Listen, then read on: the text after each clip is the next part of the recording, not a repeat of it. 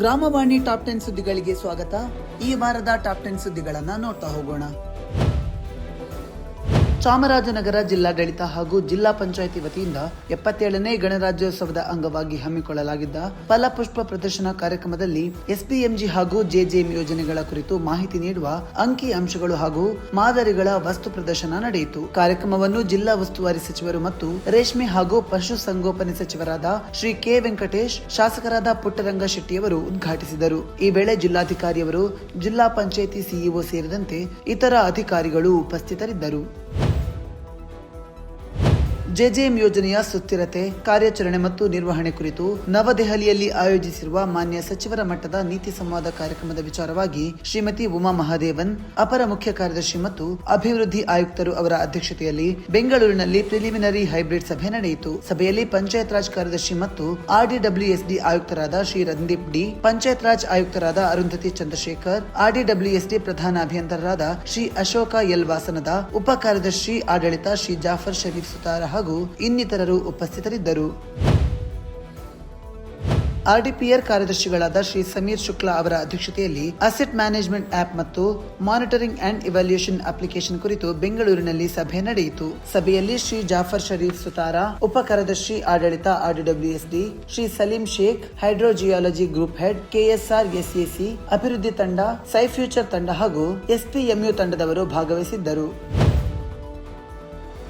ಯಾದಗಿರಿ ಜಿಲ್ಲೆಯ ಯಾದಗಿರಿ ತಾಲೂಕಿನ ಅರಕೇರ ಬಿ ಹಾಗೂ ಯರಗೋಳ ಗ್ರಾಮ ಪಂಚಾಯಿತಿಗಳಿಗೆ ಜಿಲ್ಲಾ ಪಂಚಾಯಿತಿ ಮುಖ್ಯ ಕಾರ್ಯನಿರ್ವಹಣಾ ಅಧಿಕಾರಿಯವರು ಭೇಟಿ ನೀಡಿ ಸಮುದಾಯ ಆರೋಗ್ಯ ಕೇಂದ್ರ, ಅರಿವು ಕೇಂದ್ರ ಹಾಗೂ ಶಾಲೆಗಳಲ್ಲಿನ ಸೌಕರ್ಯಗಳ ಕುರಿತು ವೀಕ್ಷಿಸಿದರು. ಗ್ರಾಮದಲ್ಲಿನ ಚರಂಡಿ ಸ್ವಚ್ಛತೆ, ಕುಡಿಯುವ ನೀರಿನ ಸರಬರಾಜು, ಸ್ವಚ್ಛ ವಾಹಿನಿ ಸಂಚಾರ ಹಾಗೂ ನರೇಗಾ ಯೋಜನೆಯ ಕಾಮಗಾರಿ ವೀಕ್ಷಿಸಿದರು. ಈ ವೇಳೆ ತಾಲೂಕು ಪಂಚಾಯತ್ ಕಾರ್ಯನಿರ್ವಾಹಕ ಅಧಿಕಾರಿಗಳು, ಇತರೆ ಇಲಾಖೆಯ ಅಧಿಕಾರಿಗಳು ಸೇರಿದಂತೆ ಹಲವರು ಇದ್ದರು. ಚಾಮರಾಜನಗರ ಜಿಲ್ಲಾ ಪಂಚಾಯಿತಿಯ ಹೊಸ ಕೆಡಿಪಿ ಸಭಾಂಗಣದಲ್ಲಿ ಮುಖ್ಯ ಕಾರ್ಯನಿರ್ವಾಹಕ ಅಧಿಕಾರಿಯವರ ಅಧ್ಯಕ್ಷತೆಯಲ್ಲಿ ಜಿಲ್ಲೆಯ ಎಲ್ಲಾ ತಾಲೂಕು ಪಂಚಾಯಿತಿ ಕಾರ್ಯನಿರ್ವಾಹಕ ಅಧಿಕಾರಿಗಳು, ಸಹಾಯಕ ನಿರ್ದೇಶಕರು, ಪಿಡಿಒಗಳಿಗೆ ಎಸ್ಬಿಎಂಜಿ, ನರೇಗಾ ಸೇರಿದಂತೆ ಇತರೆ ವಿಷಯಗಳ ಪ್ರಗತಿ ಪರಿಶೀಲನಾ ಸಭೆ ನಡೆಯಿತು. ಈ ವೇಳೆ ಸ್ವಚ್ಛ ವಾಹಿನಿ ವಾಹನದ ಚಾಲನಾ ತರಬೇತಿ ಪಡೆದ ಜಿಪಿಎಲ್ಎಫ್ ಮಹಿಳಾ ಅಭ್ಯರ್ಥಿಗಳಿಗೆ ಪ್ರಮಾಣ ಪತ್ರ ವಿತರಿಸಲಾಯಿತು. ಅಲ್ಲದೆ ಗಾಂಧಿ ಗ್ರಾಮ ಪುರಸ್ಕೃತ ಗ್ರಾಮ ಪಂಚಾಯಿತಿ ಪಿಡಿಒ ಮತ್ತು ಸಿಬ್ಬಂದಿಯನ್ನು ಸನ್ಮಾನಿಸಲಾಯಿತು. ಸಭೆಯಲ್ಲಿ ಜಿಲ್ಲಾ ಪಂಚಾಯಿತಿ ಉಪ ಕಾರ್ಯದರ್ಶಿ, ಮುಖ್ಯ ಯೋಜನಾಧಿಕಾರಿಗಳು ಸೇರಿದಂತೆ ಇನ್ನಿತರರು ಹಾಜರಿದ್ದರು.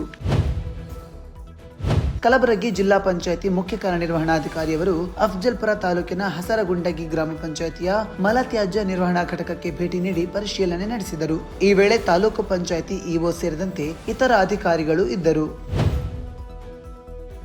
ಚಿತ್ರದುರ್ಗ ಜಿಲ್ಲಾ ಪಂಚಾಯಿತಿ ಮುಖ್ಯ ಕಾರ್ಯನಿರ್ವಾಹಕ ಅಧಿಕಾರಿಯವರು ಹಿರಿಯೂರು ತಾಲೂಕು ಸೂರಗೊಂಡನಹಳ್ಳಿ ಗ್ರಾಮ ಪಂಚಾಯಿತಿ ವ್ಯಾಪ್ತಿಯ ಗೊಗುದ್ದು ಗ್ರಾಮದಲ್ಲಿ ಕುಡಿಯುವ ನೀರು ಸರಬರಾಜು ಚಾಲನೆಯಲ್ಲಿರುವ ಕಾಮಗಾರಿ ವೀಕ್ಷಿಸಿ ಅಧಿಕಾರಿಗಳಿಂದ ಮಾಹಿತಿ ಪಡೆದರು. ಈ ಸಂದರ್ಭದಲ್ಲಿ ಸಂಬಂಧಿಸಿದ ಅಧಿಕಾರಿಗಳು ಹಾಗೂ ಸಿಬ್ಬಂದಿ ಉಪಸ್ಥಿತರಿದ್ದರು.